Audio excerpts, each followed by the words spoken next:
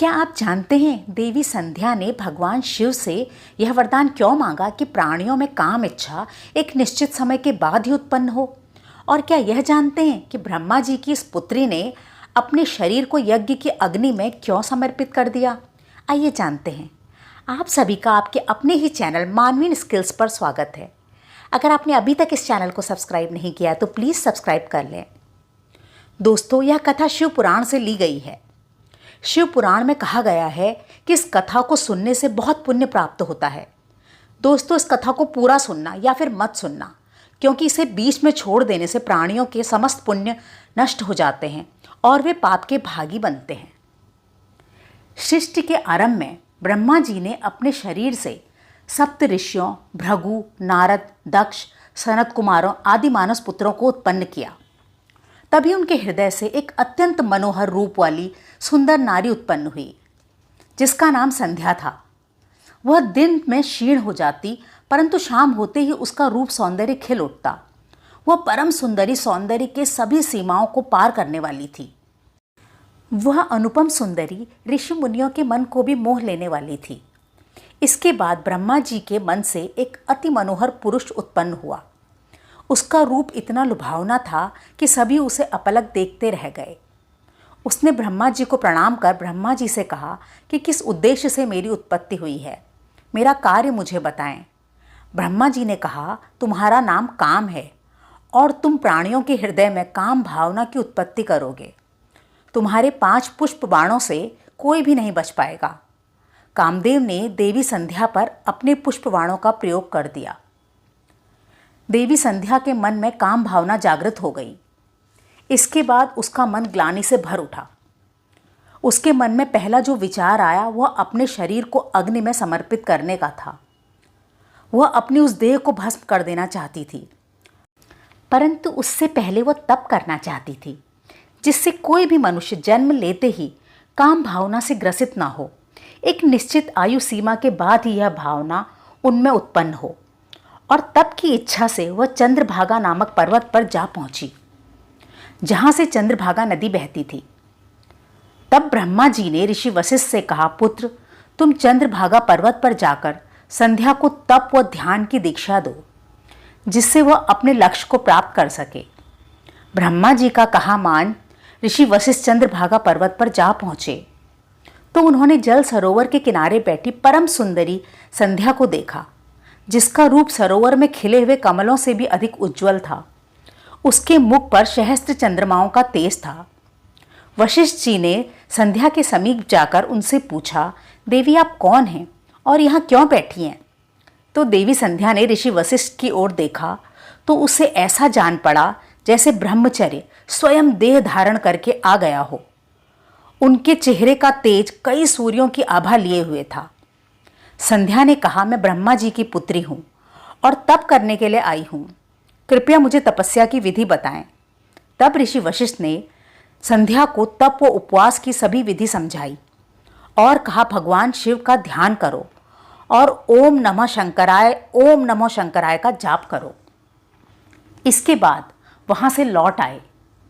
संध्या ने शिव मंत्र का जाप करना शुरू कर दिया। उसके कठोर तप से प्रसन्न होकर भगवान शिव ने उसे दर्शन दिए। भगवान को अपने समक्ष साक्षात देखकर वह कुछ नहीं बोल पाई। उसने अपनी आंखें बंद कर ली तो शिव ने उसके हृदय में प्रवेश कर उसे दिव्य ज्ञान, दिव्य वाणी और दिव्य दृष्टि प्रदान की।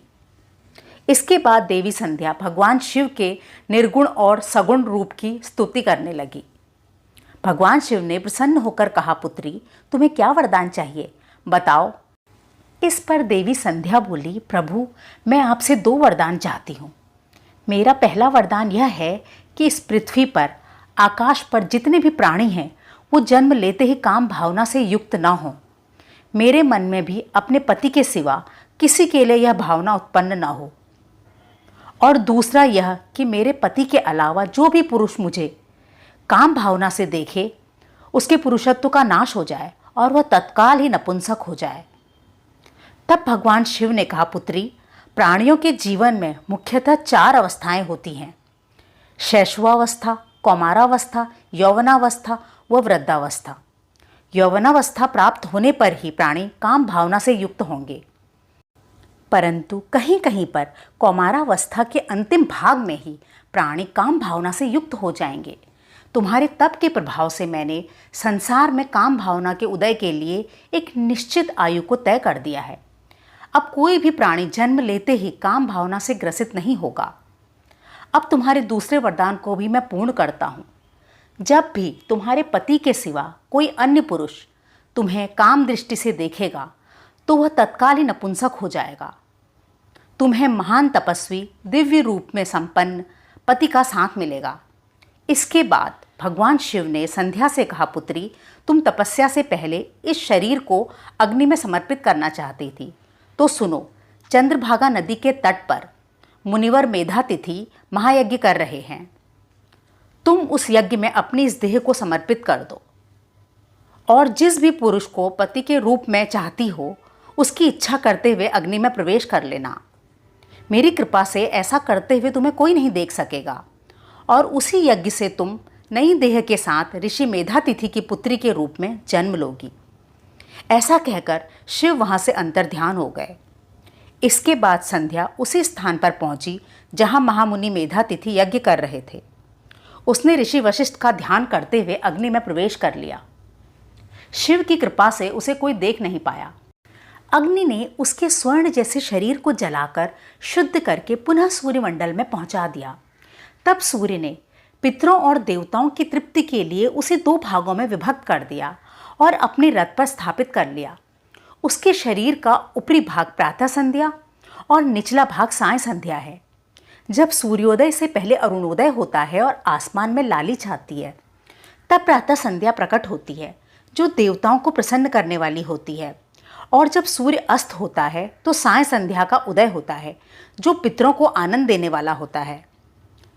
जब महामुनि मेधातिथि का यज्ञ समाप्त हुआ तो देवी संध्या की आत्मा को शिव ने अति सुंदर देह प्रदान कर यज्ञ की ज्वाला से प्रकट किया, जिसे मेधातिथि ने सहर्ष अपनी पुत्री के रूप में स्वीकार कर लिया। उन्होंने अपनी इस पुत्री का नाम अरुंधति रखा और जब अरुंधति विवाह योग्य हो गई तो ब्रह्मा, विष्णु और महेश ने उसका विवाह ऋषि वशिष्ठ से करा दिया। इस प्रकार सती अरुंधति ने पूर्व जन्म के तप के कारण इस जन्म में ऋषि वशिष्ठ जैसे ओजस्वी ज्ञानी पुरुष को पति के रूप में प्राप्त किया और उनके साथ सुखी गृहस्थ जीवन जिया। तो दोस्तों, कैसी लगी आपको यह कहानी? अगर अच्छी लगी हो तो कमेंट में हर हर महादेव ज़रूर लिखें। धन्यवाद।